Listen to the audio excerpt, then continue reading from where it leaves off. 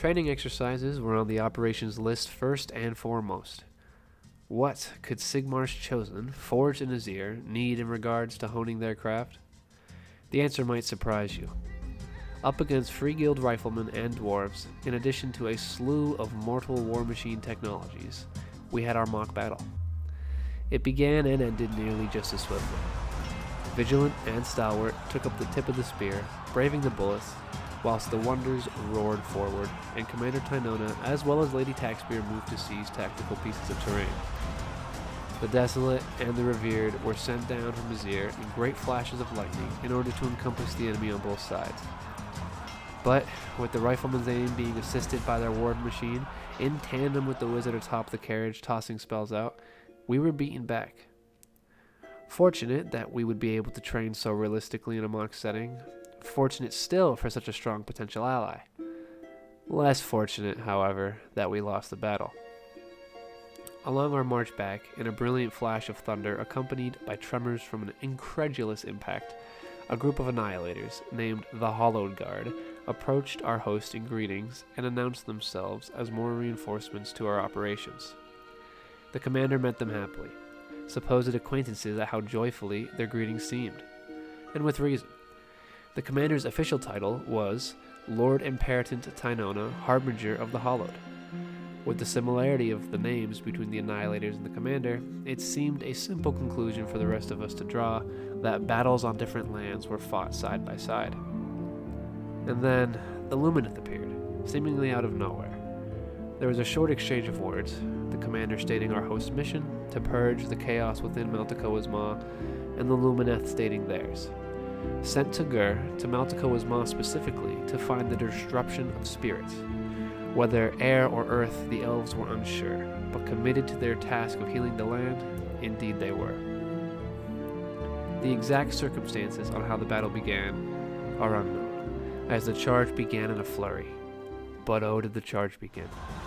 The Wonders and the Desolate, as well as the Hollowed Guard, were sent up towards Azir, striking down on the flanks to rush the enemy spearmen and archers. Vigilant and Stalwart went up the center with the commander. The rest of the host went with Lady Taxpear to guard our flanks. The Annihilators were cut down by the sheer number of archers they charged. The Desolate as well as the Wonders doing damage, but not enough to handle those long spears. To make matters worse, the elves summoned an endless spell, and each enemy we took off the field, they simply rose back up. A shame, Lady Taxpear was elsewhere occupied. The order was given to fall back to spare further casualties, and we left the elves with their mission unimpeded. Despite the efforts, no severe wounds were dished out.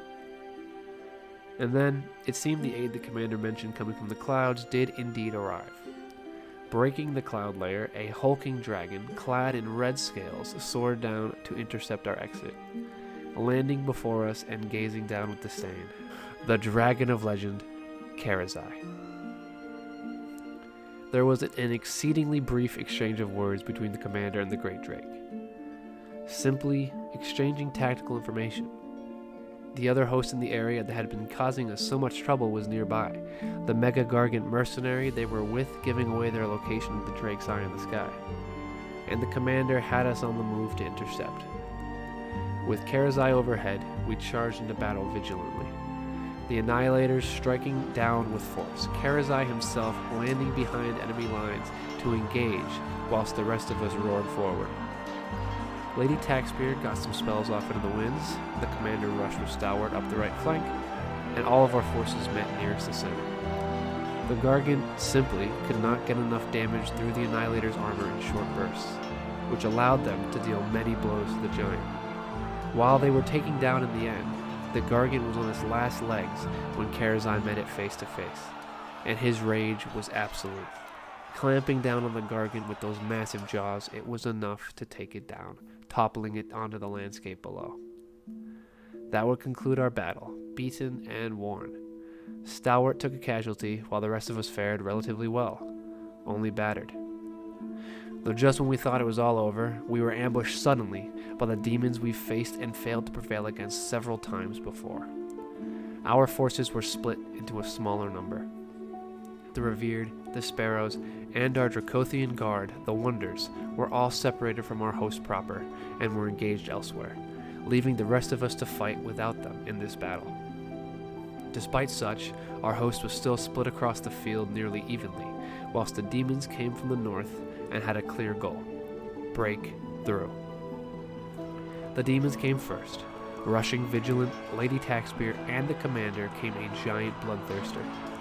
On the opposing side of the field, Stalwart came into battle with the Demon Prince, whilst the Desolate stared down some Plague Bearers and a great unclean one. Only one of Vigilant's numbers fell to the Bloodthirster, and only one of Stalwart's as well as the Demon Prince. It was our chance to now strike back.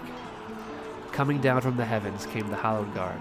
Those Annihilators shook the area around them, taking out some Khorne demons on their way in.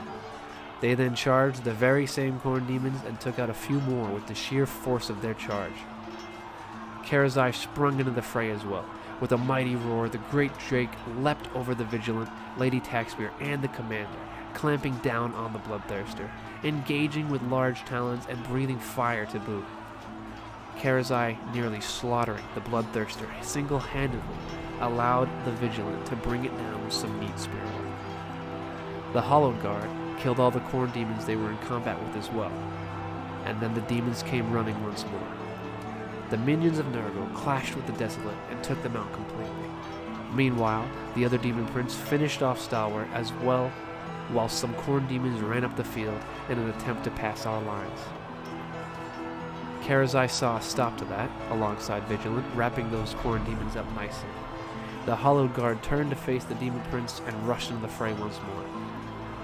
With the Hallowed Guard taking out the Demon Prince, and Karazai slaughtering the Khorne demons, the Plague Bearers and the Great Unclean One were without support, and they withdrew from the field of battle. A bloody and rapid fight it was, expertly fought on both sides, yet Sigmar's light shone on us that day. We reunited with our forces proper, took accountability, and no further casualties were taken. Our host returned to Haven's Rock, our now upgraded stronghold, looking rather imposing in our view on the horizon. Of course, another barracks was finished, this making our third. Karazai took position along the keep's spires, perched atop them and gazing across the landscape and surrounding territories, forever grateful for the Drake's aid we were. However, wary. Untold numbers of tales regarding how merciless the Drake was, not caring who quenched its thirst for battle, merely that it remained quenched, remained in the back of our minds. The Pact Draconis was a mere thought to us now, no longer a promise or pledge in the face of such a fearsome ally. After witnessing the Drake in battle today, how quickly it moved from one enemy to the next, thankfully, not wounding our forces, but most obviously from luck. The Drake had no regard for the Stormcast fighting beneath its feet, only that they did indeed fight, and that they left room for him to join. Despite all of that, it was still eerily calming to witness the Drake atop the spires. It seemed, however, that we were at a turning point, with our stronghold now housing the capabilities and manpower to control more territory, and with our numbers at peak strike battalion size alongside the arrival of Karazai and our Annihilator support. Perhaps the coming weeks would prove our favor, though who could tell?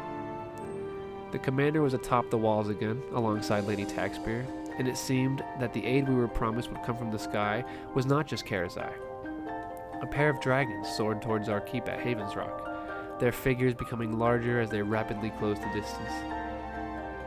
One perched atop a spire, roaring a introduction, perhaps merely roaring. Alas, the second landed in the courtyard with a trembling thud that shook the walls and those nearest. The knight atop the dragon dismounted, telling all that could witness that these were not just ordinary dragons, but some of the Storm Drake Guard. Rare, as the dragon and rider forged an incredible bond and are hand-picked to be such, as well as ferocious in battle. Their purpose for being here? The rider would reveal to the commander as they greeted one another. "Commander, we're called the Harbingers, and we've come as reinforcements to your strike battalion. Pray tell us, you've left some foes to fall prey on our blades and claws?" The commander responded formally, of course, though after some summarization of reports, it seemed casual conversation began.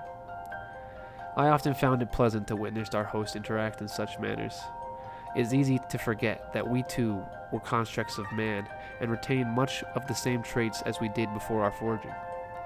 Despite our duty of battle and purging of the forces of chaos, there were still people encased within these bodies of Sigmarite. It seemed we were on the up, though, as all within Gur have learned, the path to glory is a dangerous one.